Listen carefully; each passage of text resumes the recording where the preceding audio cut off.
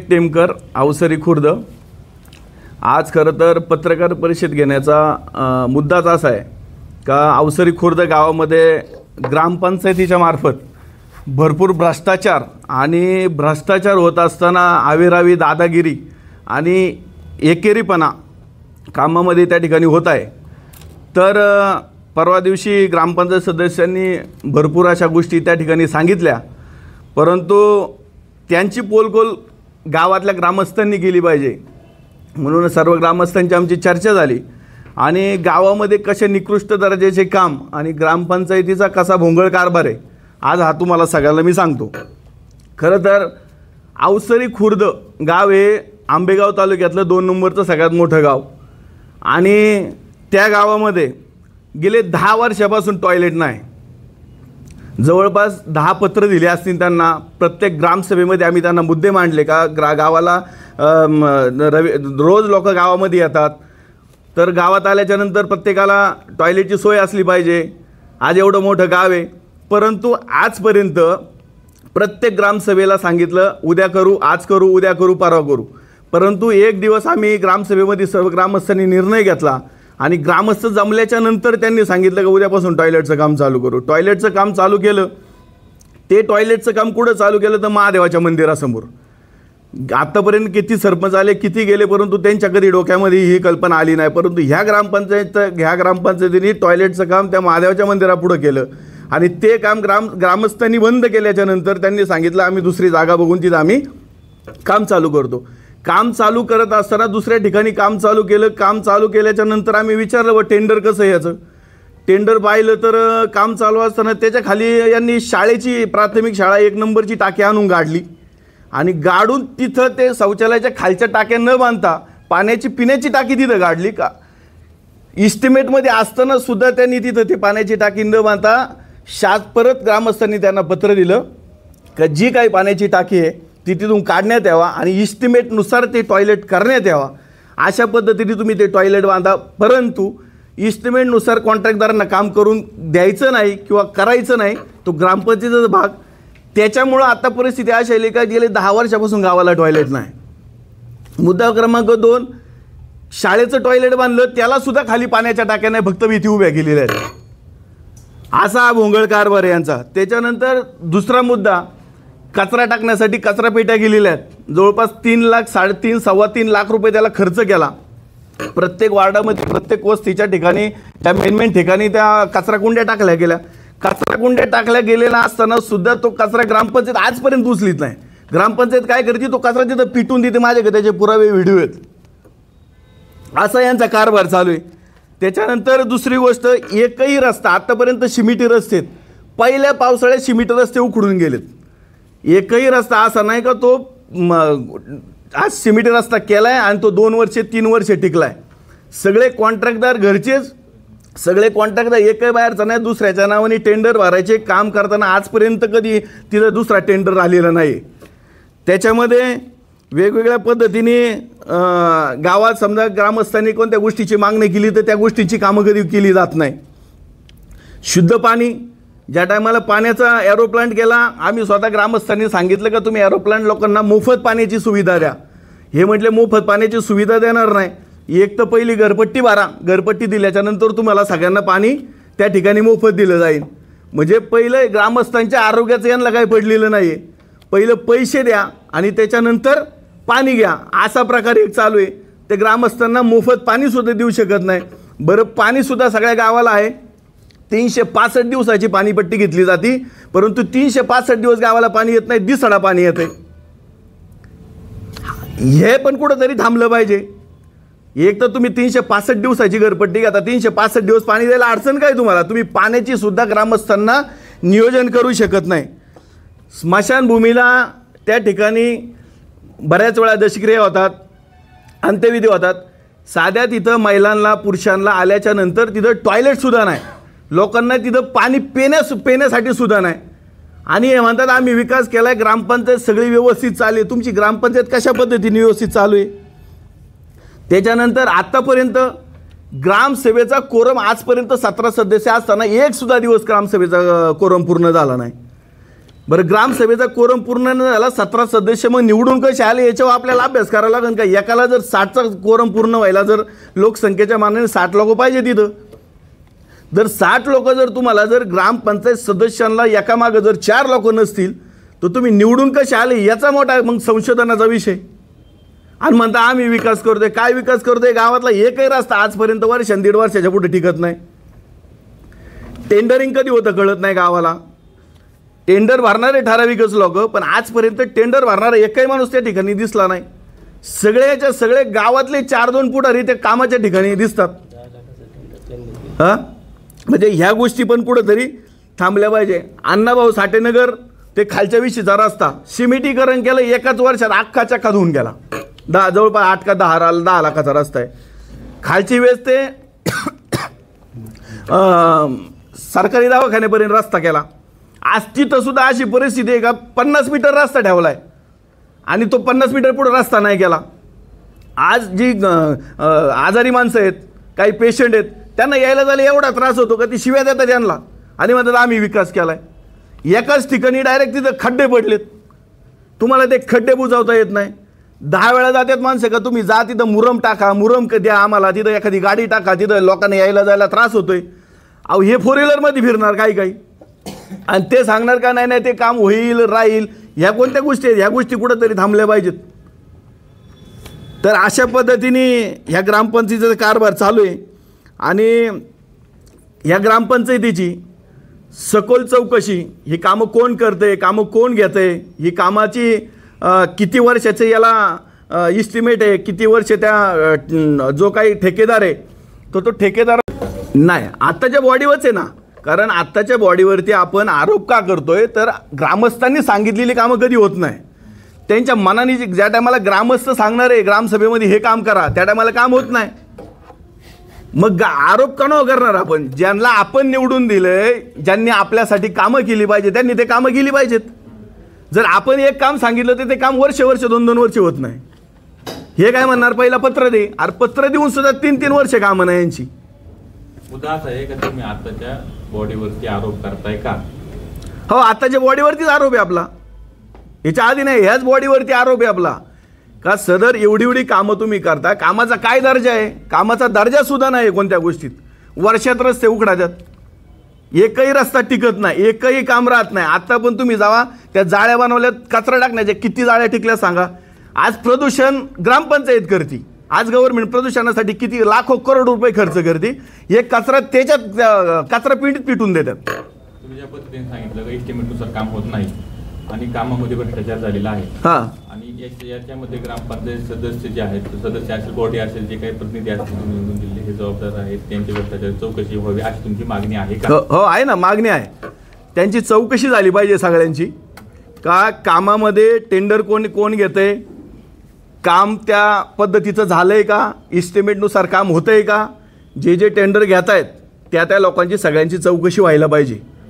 कोणी ग्रामपंचायतीमध्ये गेल्या 4 वर्षामध्ये टेंडर भरलं, आत्तापर्यंत किती टेंडर भरणारे पण तेच आहेत का वेगवेगळे आहेत? बरं, टेंडर जर भरताय तर इस्टिमेटनुसार कामं झाल्यात का? जेवढे कामाचे टेंडर आले, जेवढे पैसे वितरित झालेत, ती कामं झाल्यात का? या सगळ्याची चौकशी झाली पाहिजे. विकास कामामध्ये भ्रष्टाचार झालेला जबाबदार कोण? विकास कामामध्ये भ्रष्टाचार जो झाला आहे याला सर्वस्वी ग्रामपंचायत जबाबदार आहे. कारण जर ग्रामपंचायत जबाबदार जर नसेल, एखादं काम इस्टिमेटनुसार जर काम एखाद्या कॉन्ट्रॅक्टदाराला जर तुम्ही देताय काम, तर त्या कॉन्ट्रॅक्टदारांनी काम चांगलं होतंय नाही होतंय हे ग्रामपंचायती पाहायचं काम आहे. प्रत्येक ठिकाणी ग्रामस्थ येऊ शकत नाही. बरं, ग्रामस्थ या जिथं दिसणारे इथं योग्य काम चाललं नाही तिथं येणार पण आहेत ना. ग्रामस्थ कोण नाहीत, ग्रामस्थ येणार आहेत, परंतु कामं येतात कधी, जातात कधी, टेंडर कोणाला झाले, कसं झालं हेच ग्रामस्थांना माहिती नाही होत.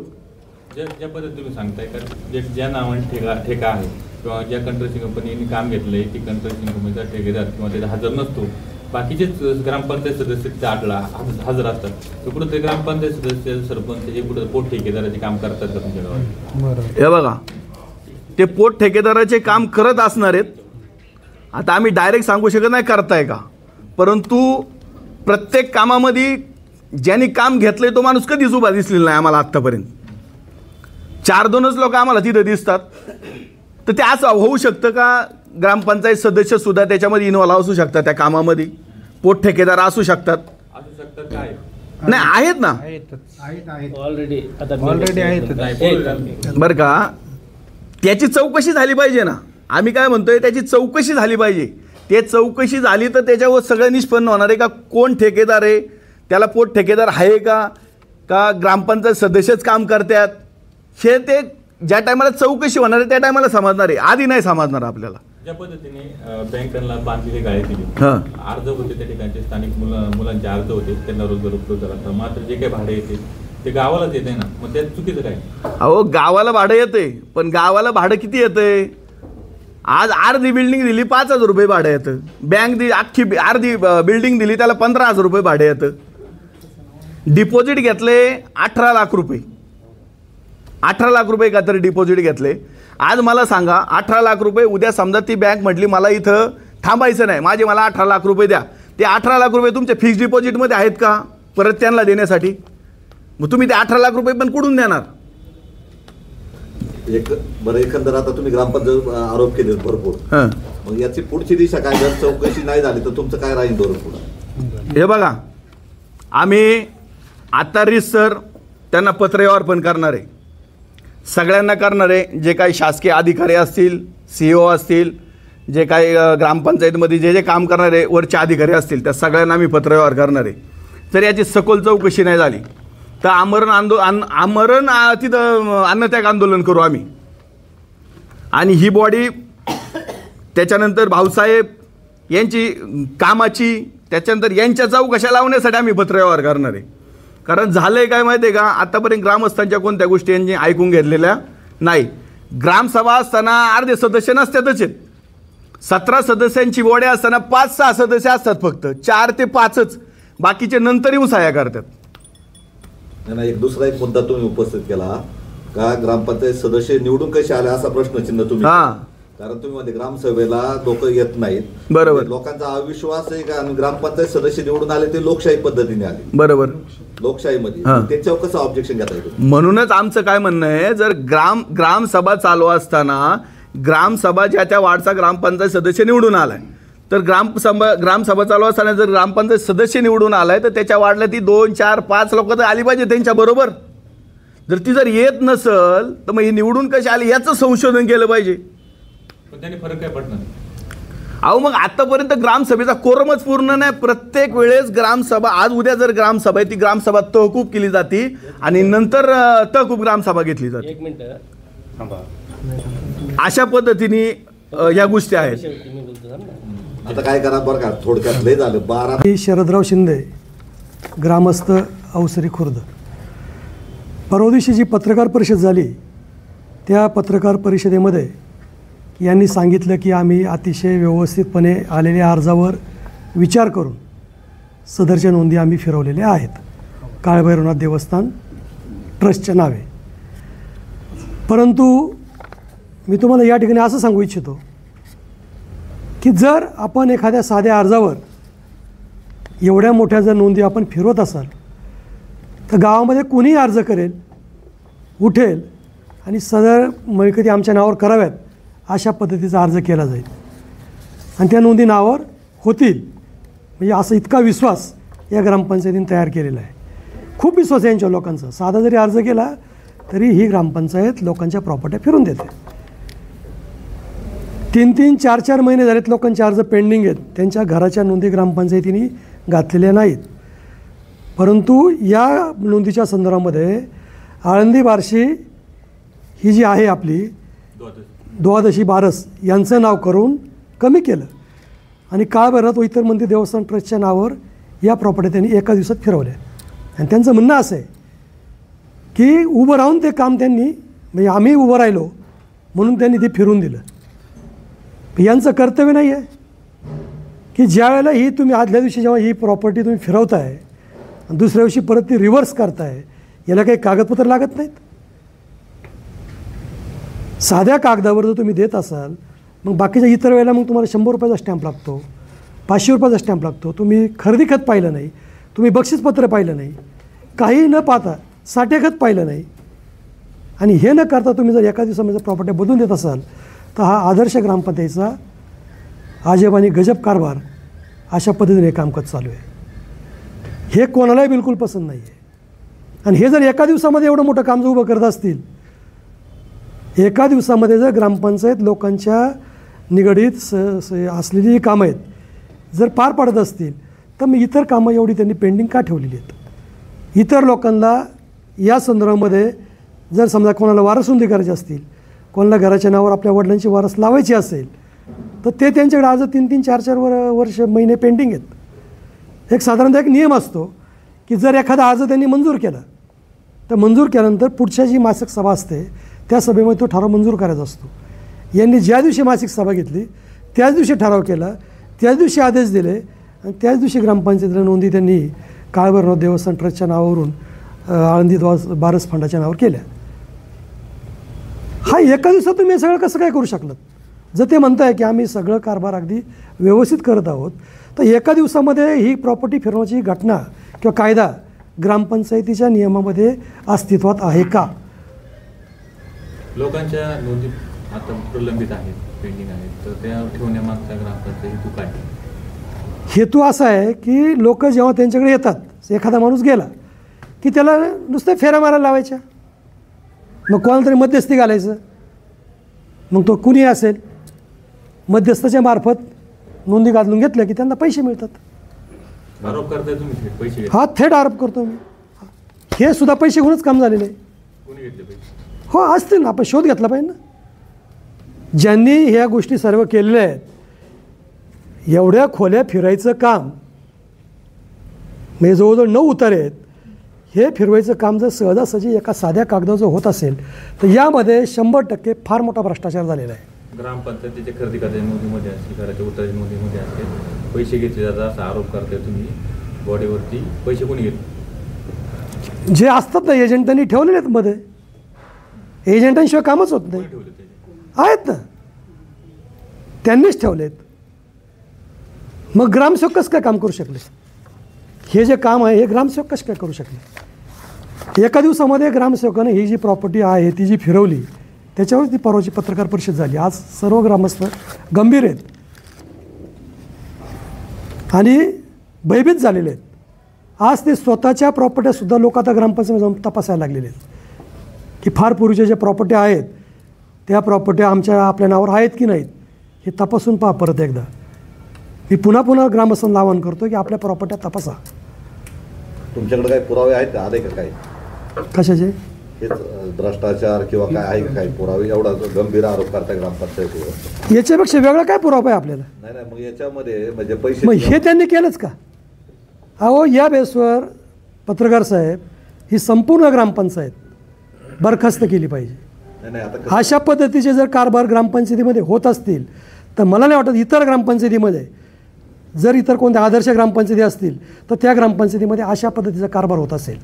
जर कुणी अर्ज केला तर त्याकडे 100 रुपयाचा स्टॅम्प मागितला जातो, तहसीलदारची मंजुरी मागितली जाते, खरेदी खत मागितलं जातं, साठेखत मागितलं जातं, बक्षीसपत्र मागितलं जातं, इतर ट्रस्टींच्या सह्या मागितल्या जातात, धर्मादाय आयुक्ताची परवानगी मागितली जाते.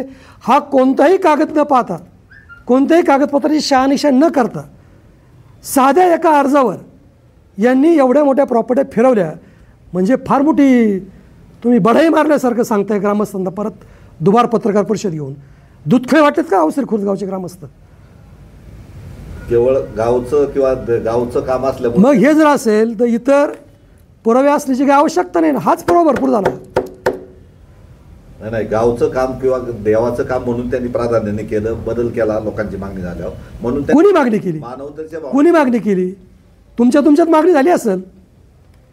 पत्र आहे त्याच्यात? बरं, कोणी मागणी केली? कोणत्या ग्रामस्थांनी मागणी केली आम्हाला गावचं हे मिटवायचं म्हणून? अध्यक्षांचं पत्र आहे ना. कुठं पत्र आहे ते? पत्र फक्त प्रॉपर्टी बदलण्याच्या संदर्भातलं आहे. त्याच्यात कुठं असं लिहिलं की मी गावचे सगळे तंटे मला मिटवायचे आहेत तेव्हा मी हा अर्ज करत आहे? कोणत्या ग्रामस्थांबरोबर चर्चा केली?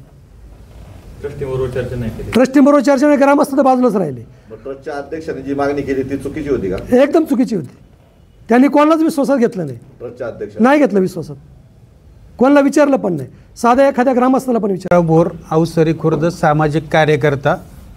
मी सन 2000 सालापासून ह्या गावामध्ये गावच्या जडणघडणीमध्ये बरंचसं योगदान दिलेलं आहे. 2000 सालापासून ह्या गावच्या ग्रामपंचायतच्या कारभाराचा अगदी जवळून अभ्यास केलेला आहे. ज्याप्रमाणे मुंबई ग्रामपंचायत अधिनियम 1958च्या कलम 5 नुसार ग्रामपंचायत हे नियंत्रणाखाली आहे. तर ग्रामपंचायतची मुख्य जी कामं आहेत त्याच्यामध्ये जन्म मृत्यू नोंद, दिवाबत्तीची सोय, पिण्याचं पाणी, सांडपाण्याची व्यवस्था, शिक्षण, आरोग्य व शेतकरी आणि पशुधनाला चालना देणे, याच्यामध्ये मजूर नोंदणीसुद्धा करणं हे ग्रामपंचायतकडं आहे. परंतु ग्रामपंचायतनं आजपर्यंत काय केलं की ग्रामपंचायतचे जवळचे जे कार्यकर्ते, जवळचे जे हितचिंतक आहे त्यांचे मजूर नोंदणीमध्ये नावं त्यांची घेतली गेली. ज्या प्रकारे ज्याला गरज आहे, जो आवश्यकता आहे ज्याला, त्याचं त्या मजूर नोंदणीमध्ये नावं घेण्याचा कुठलंही त्यांनी प्रयत्न केलेला नाही. 1973च्या राज्यघटना दुरुस्तीनुसार 1993 साली पंचायत राजने ग्रामपंचायतच्या ग्रामसभेला पूर्ण अधिकार दिले. आता ग्रामसभेला अधिकार दिल्यानंतर ग्रामसभेला कुठल्याही कामाची मंजुरी आणण्याचा अधिकार नाही, परंतु गावातल्या कुठल्या कामाला प्राधान्यक्रम द्यावा हा ग्रामसभेला अधिकार दिलेला आहे. परंतु ग्रामसभेमध्ये ज्या ग्रामस्थांनी सहभाग घेऊन त्या कामासाठी तिथं प्राधान्याने सुचवलेली जी कामं आहेत ती कामं प्रोसिडिंगला न घेता वेगळीच कामं या ठिकाणी झाली. ज्या पद्धतीने गावचा जो 6 महसुली ग्रामपंचायत वार्ड आहे त्या 6 महसुली ग्रामपंचायत वार्डामध्ये पाहिजे तसा विकास झालेला नाही. त्यातलं एक सांगायचं म्हटलं तर आमचा जो 3 नंबरचा महसुली वार्ड आहे त्याच्यामध्ये 2007 साली शासकीय तंत्रनिकेतन विद्यालय झालं.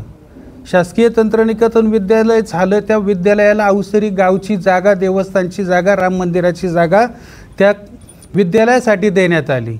त्याचा फायदा अवसरीला न होता मंचरपासून अवसरीमध्ये येण्यासाठी काँक्रिटीकरण झालं आहे, परंतु अवसरी गावातून अवसरी गावानं दिलेल्या त्या जागेत जे विद्यालय झाले त्या विद्यालयात जाण्यासाठी बेडुकुड्या मारून अक्षरशः विद्यार्थ्यांना जावं लागतं.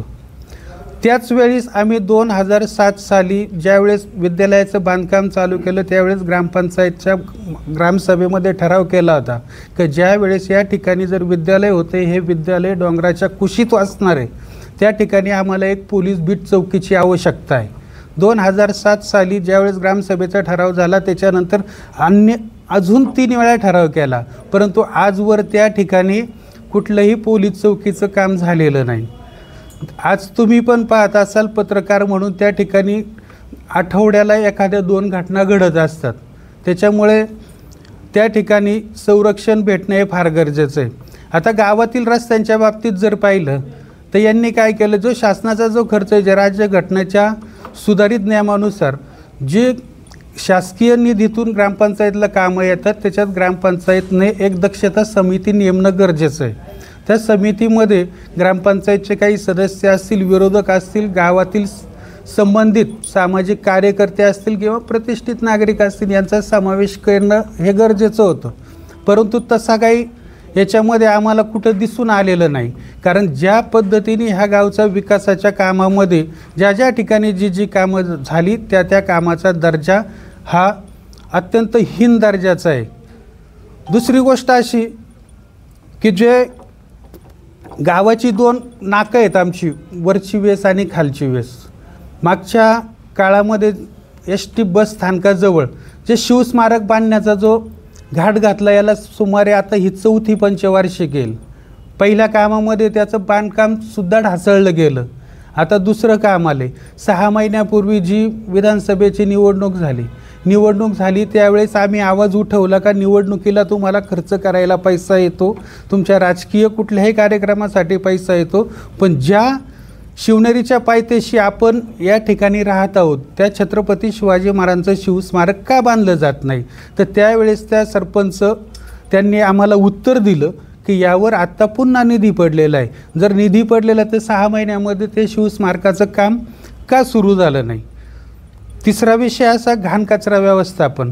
जर अवसरी खुर्द गावातून स्मशानभूमी ते शासकीय तंत्रनिकेतन महाविद्यालयाकडे जाणारा जो बायपास रस्ता काढला त्या बायपासवर जी आखाड्याची जागा होती त्या ठिकाणी यांनी कचरा डेपो केला. कचरा डेपो केल्यामुळं तिथं अलीकडे एक लहान मुलांची शाळा आहे, एक जिल्हा परिषदेची शाळा आहे, एक खाजगी शाळा आहे. लहान मुलं त्या कचऱ्यामुळं त्या ठिकाणी मोकाट कुत्र्यांचा जास्त त्रास व्हायचा.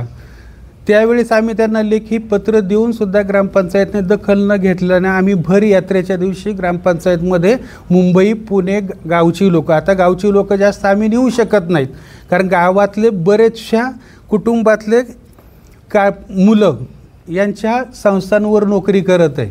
जर यांना जर आम्ही घेऊन गेलो का त्यांच्या नोकरीवर गदा येणार, म्हणून आम्ही मुंबई पुणे नाशिक या ठिकाणी असणारे सर्व ग्रामस्थ त्या ठिकाणी घेऊन तो घाणकचऱ्याचं हे केलं.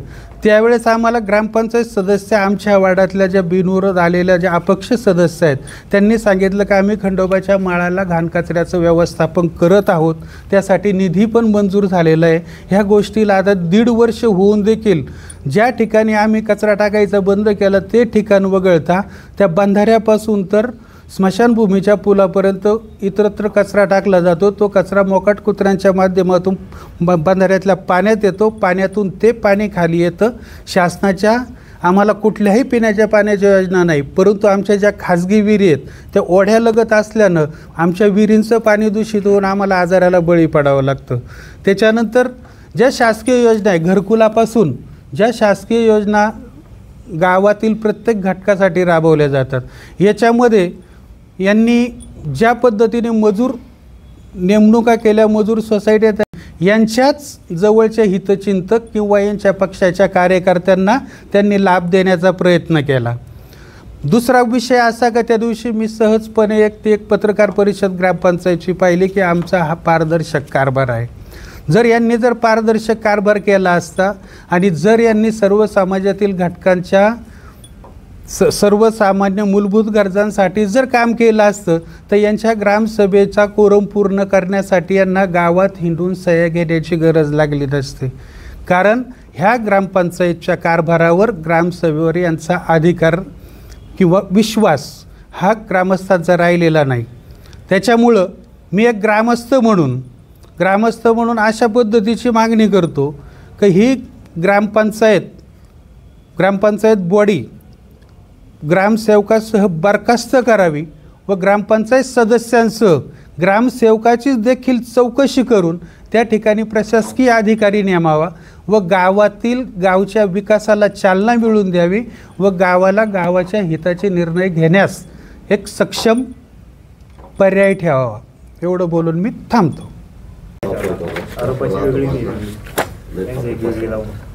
नमस्कार, मी प्रवीण टेमकर.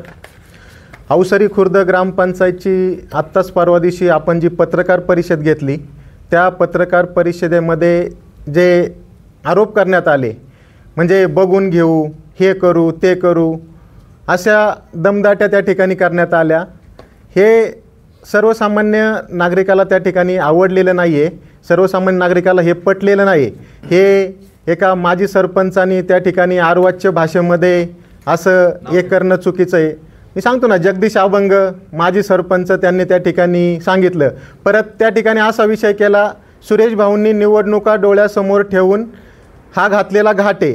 मला सांगा, आत्तापर्यंत ग्रामपंचायतच्या निवडणुका, आता माझ्या शेजारी आबा आहे, ग्रामपंचायतच्या निवडणुका अवसरी खुर्द गावामध्ये ह्या कधीही पक्ष म्हणून त्या ठिकाणी भाऊंनी पाहिले नाही. ग्रामपंचायत निवडणुका ह्या विशिष्ट आमच्या जथ्यावर चालतात आबा, बरोबर ना?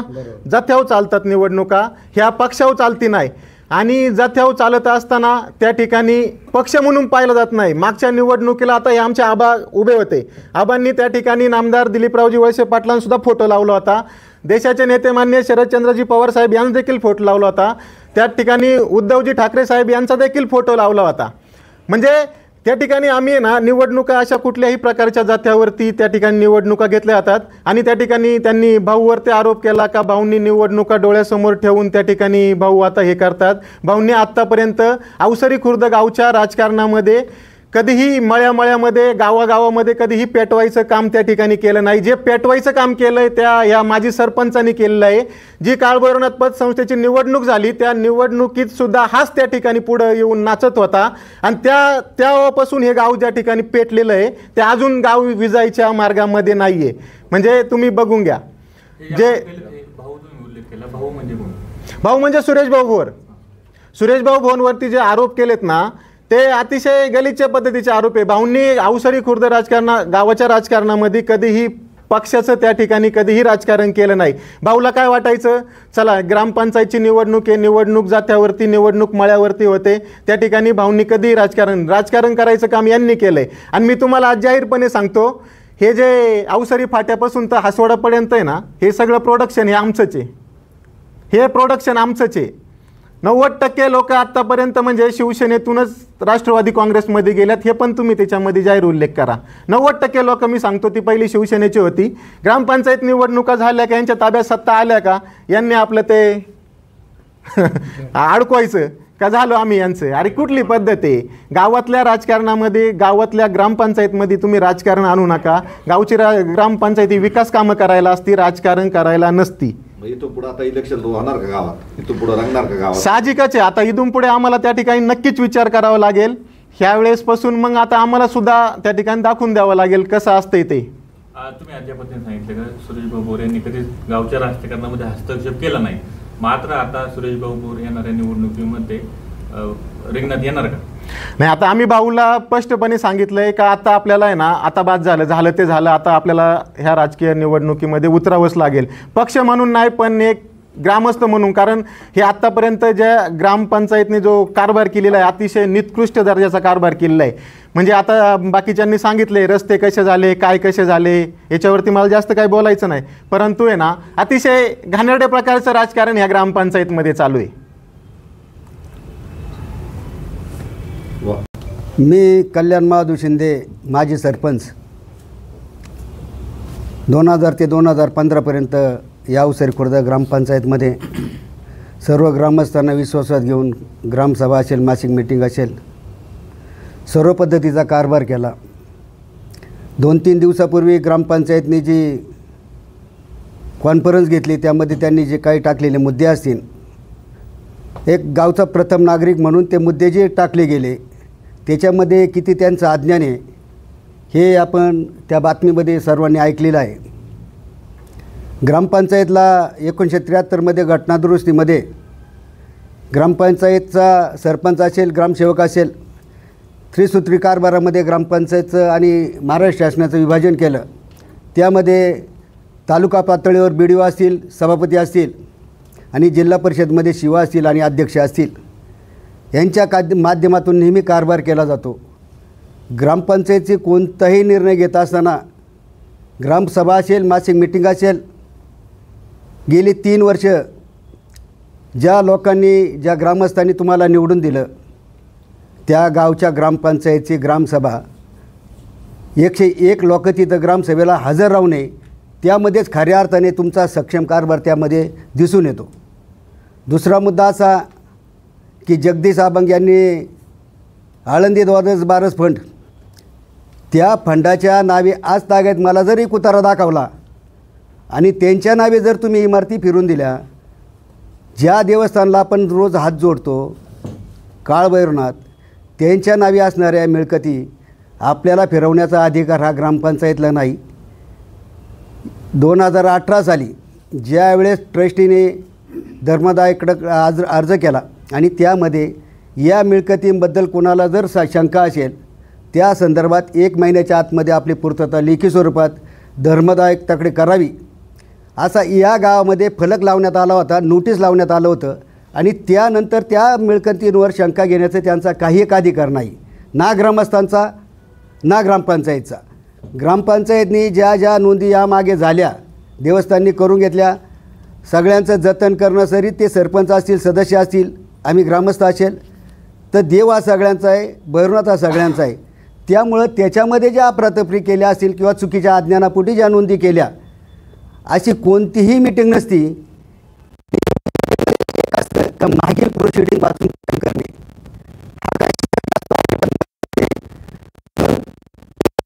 21 तारखेला ज्यावेळेस अर्ज केला अध्यक्षांनी, ठीक आहे अध्यक्षांनी अर्ज केला पण त्याच्यामध्ये कोणता ठराव नाही, आणि ठराव नसेल तर तो अर्ज नियमबाह्य नाही हा ठरवून त्यांनी तो निकाली काढण्यात यायला पाहिजे होता. पण त्या अज्ञानापोटी त्यांनी तो अर्ज कायम करून देवस्थानच्या असणाऱ्या मिळकती आळंदीद्वारच बारस फंडाच्या नावे फिरवल्या गेल्या. परत ग्रामस्थांनी ग्रामसभेमध्ये उठाव काढला. परत त्या नोंदी आळंदीद्वारच बारस फंडाच्या नावाने असणाऱ्या मिळकती परत देवस्थानच्या नावाने फिरवल्या गेल्या. असं मला वाटते महाराष्ट्रामध्ये ही पहिली घटना असेल की 8 दिवसामध्ये ज्या मिळकती पहिल्या दिवशी नोंदी होतात, परत त्या नोंदी रद्द करतात, परत पूर्वस्थितीत करतात. तर हे केलेलं कृत्य हे योग्य नाही. आणि तुम्ही कुठंतरी कॉन्फरन्स घेऊन ग्रामपंचायतचे पटवण्याचा कार्यक्रम करता, लोकांची दिशाभूल करता, ग्रामस्थांची दिशाभूल करता. इतकं अज्ञान आपण ते बाजूला ठेवलं पाहिजे. एक प्रथम नागरिक ज्या लोकांनी लाख मोलाचा विश्वास तुमच्या त्या ग्रामपंचायतमध्ये ठेवलेला आहे, तर त्याला कुठेतरी तडा गेला नाही पाहिजे, असं माझं एक प्रामाणिक मत आहे. आता गावची बदनामी होती, जबाबदार कोण? आणि त्यांनी घेतलेल्या निर्णयामुळे त्यामध्ये सगळे ग्रामस्थ भरडले गेले किंवा त्यांच्यामध्ये असणारा आजला संभ्रम तयार झाला. तर याला सर्वस्वी जबाबदार ही ग्रामपंचायत असेल, माजी सरपंच असतील, आत्ताचे विद्यमान सदस्य असतील, यांनी या गोष्टीकडे लक्ष दिलं पाहिजे. आणि यापुढील काळात अशा कुठेही चुकीच्या नोंदी करू नयेत अशी माझी मनोमनी इच्छा आहे. नाव कुठे घेतलं बस वाटलं? माझं नाव दीपक धोंडीभाऊ शिंदे. मी अवसरी खुर्दमधला राहणार आहे, खालच्या शिंदामळ्यातला. तर मला खूप एवढी मोठी अडचण आहे का माझ्या घरापासून जलजीवन मिशन अंतर्गत पाईपलाईन गेलेली आहे. तर त्या पाईपलाईनीने माझ्या घराजवळून पूर्णपणे जवळजवळ 280 फुटाचा रस्ता मी स्वतःच्या माझ्या मालकीचा केलेला आहे. तर त्या रस्त्याची पूर्ण त्यांनी नासधूस केली. त्याच्यानंतर मी ग्रामपंचायतीला अर्ज दिला का बाबा माझा रस्ता मला तुम्ही जसं मी माझ्या पदरच्या पैशाने केला आहे तसं तुम्ही मला त्याची डागडुजी करून द्या. तर त्यांनी काय मला करून दिला नाही. त्याच्यानंतर माझ्या नळाचं कनेक्शन त्यांनी तोडून टाकलं. नळ कनेक्शन माझं बंद केलं. 2023पासून मला 2008 म्हणजे 2023पासून माझं नळ कनेक्शन बंद केलं. तेव्हापासून मी पाण्यापासून वंचित आहे. आणि माझ्याकडं त्यापूर्वी 23 सालामध्ये माझ्याकडं 10 जनावरं होती, 5 लहान होती आणि 10 मोठी होती. एवढी सगळी जनावरं मला विकावा लागली यांनी रस्ता न केल्यामुळं. कारण मला तिथून वर जाण्याचा रस्ता माझा पूर्ण बंद झाला. मी त्यांच्याकडे वारंवार तक्रारी दिल्या, त्यांचे अर्ज केले ग्रामपंचायतीमध्ये अर्ज करून मी तहसीलला केला, कलेक्टरला केला, प्रांताला केला, BDOला केला, मंत्रालयात केला, पुन्हा हे अधिकारी आहेत ना ह्या अधिकाऱ्यांना पण अर्ज केला, तरी यांची मला कुठल्या प्रकारे उत्तरं सखोल मिळाली नाही. त्याच्यानंतर मी उपोषणाचे अर्ज दिले, उपोषणाचा अर्ज केला. उपोषणाचा अर्ज दिल्यानंतर मी पोलीस स्टेशनला अर्ज केला. पोलीस स्टेशनचा अर्ज म्हटले आम्ही तुमच्याकडं त्या दिवशी 23 तारखेला म्हणजे 24 ऑगस्टला मी उपोषणाला बसणार होतो. तर यांनी अगोदरच 2 दिवस सरपंच, उपसरपंच, ग्रामसेवक हे संध्याकाळी रात्री 11 वाजता माझ्या घरी का तू मागं घे, तुझ्या काय असतील त्या तुझ्या सहानुभूतीने तुझ्या ह्या सगळ्या सवलती मी करून देतो. पण त्यांनी मला अद्याप अजून कुठल्याही प्रकारची हे दिली नाही करून. मला माझ्या पदरच्या त्या रस्त्याला 3 वेळा मला मुरुम टाकावं लागला, 3 वेळा मला खांडावं लागलं आणि पूर्ण अख्खा गोठा माझा उद्ध्वस्त करून टाकला यांनी. आणि आज मी बँकेमध्ये कर्ज बाहेर झालो आहे, मला कर्ज फेडायची ताकद नाही.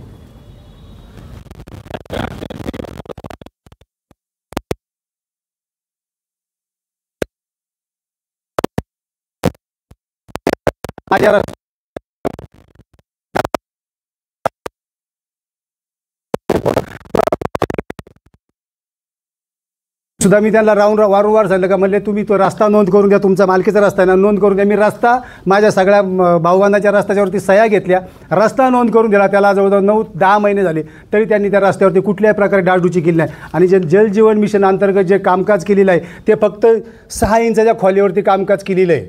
आणि पूर्ण मळ्यामध्ये जलजीवनची लाईन हातारली. 50% लोकांना नळ योजनेचं पाणी उपलब्ध नाही आहे आणि 50% लोकांच्या नळ योजनेच्या लाईनी उखडून अशा रस्त्यावर पडलेल्या आहेत. आणि हे सगळे पुरावे माझ्याकडे, मी पुराव्याने सुद्धा दाखवतो तुम्हाला. अवसरी खुर्द जलजीवनच्या मिशनच्या कामामध्ये भ्रष्टाचार झालाय का? हो, अवसरी खुर्दच्या जलजीवन मिशनच्या कामामध्ये पूर्णपणे भ्रष्टाचार, आणि हे मी पुरू करून देईल तुम्हाला, पूर्णपणे सिद्ध करून दाखवतो. आणि याच्यासाठी मी ग्रामसेवककडे गेलो का बा तुम्ही काय करता. त्यांनी मला प्रत्युत्तर काय दिलं का तुम्ही साहेबांकडे जा, साहेबांचा एक अर्ज, साहेबांना एक अर्ज द्या, साहेबांचा अर्ज घेऊन या. म्हणलं मी कशाला माझ्या छोट्या कामासाठी साहेबांना कशाला त्रास देऊ, येऊसक कामासाठी मी साहेबांकडे जाणार का. तर ते म्हणले तुम्ही तिथं गेला, त्यांनी जेव्हा ते अर्ज देतील तेव्हा देतील, तुमचं काम पुढं होईल. म्हणजे तुमच्या रस्त्याचं काम पुढं होऊ शकत नाही. आणि त्याच्यानंतर